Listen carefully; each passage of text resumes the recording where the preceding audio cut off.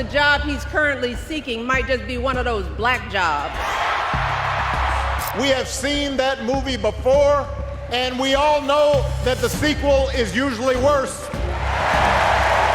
This video will explain the untold story behind the viral speeches of Barack and Michelle Obama at the Democratic National Convention. See, his limited, narrow view of the world made him feel threatened by the existence of two hard-working, highly educated, successful people who happen to be black.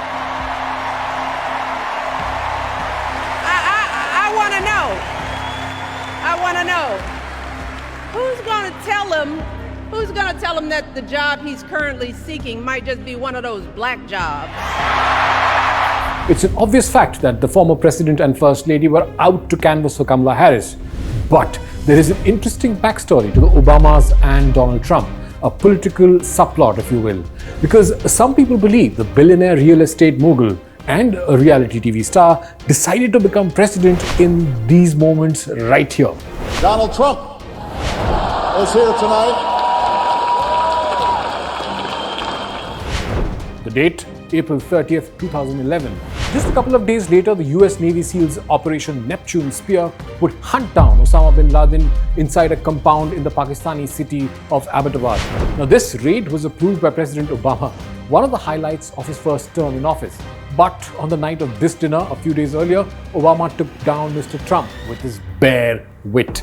Now, I know that he's taken some flack lately, but no one is happier, no one is prouder to put this birth certificate matter to rest than the Donald. So, for context, in the weeks leading up to this event, Donald Trump had been going to town with what the Americans remember now as the birther movement.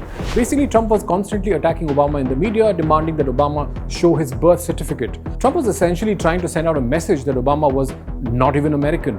And so he was constantly questioning Obama's religious identity and the legality of his presidency. Obama took the matter head on at the Correspondents Dinner here. No one is happier, no one is prouder to put this birth certificate matter to rest than the Donald. And that's because he can finally get back to focusing on the issues that matter. Now look closely right here. Let's zoom in a little bit. Fake the moon landing. What really happened in Roswell? And where are Biggie and Tupac?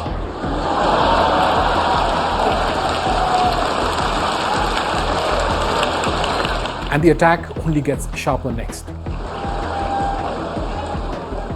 All kidding aside, obviously we all know about your credentials and breadth of experience.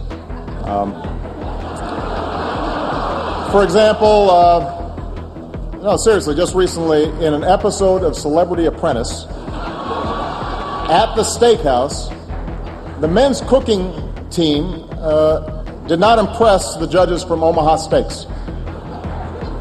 And there was a lot of blame to go around, but you, Mr. Trump, recognized that the real problem was a lack of leadership.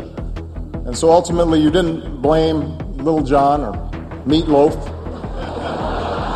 You fired Gary Busey. And these are the kind of decisions that would keep me up at night.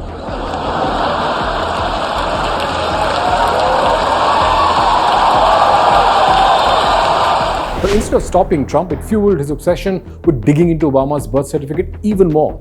In 2012, Trump released a video again saying he would pay $5 million to a charity of Obama's choice if he released a copy of his passport and his college transcripts. Anything he wants, a check immediately for $5 million.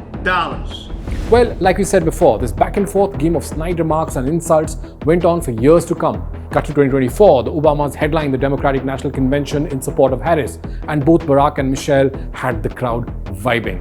They dropped some serious hope talk and threw shade at Donald Trump. It's up to us to remember what Kamala's mother told her. Don't just sit around and complain, do something. So, if they lie about her, and they will, we've got to do something. If we see a bad poll, and we will, we got to put down that phone and do something. If we start feeling tired, if we start feeling that dread creeping back in, we got to pick ourselves up, throw water on our face, and what? Obamas also hyped up Kamala Harris for the 2024 presidential race. The duo kept it real, telling Democrats to get out there and vote because this November is going to be a nail-biter. We have a chance to elect someone who has spent her entire life trying to give people the same chances America gave her. Someone who sees you and hears you and will get up every single day and fight for you. As the 2024 presidential race heats up, the Obamas have made the stance very clear. The beef with Donald Trump may have started as a simple jest or a clash of personalities, but it has grown into a battle over the soul of the nation. In the end, this isn't just about who sits at the White House. The stakes could not be higher, and history has witnessed that when these two powerful figures clash, something monumental is inevitable. If you found this video informative, please like, comment and subscribe for more updates. Thank you for watching First Things Fast.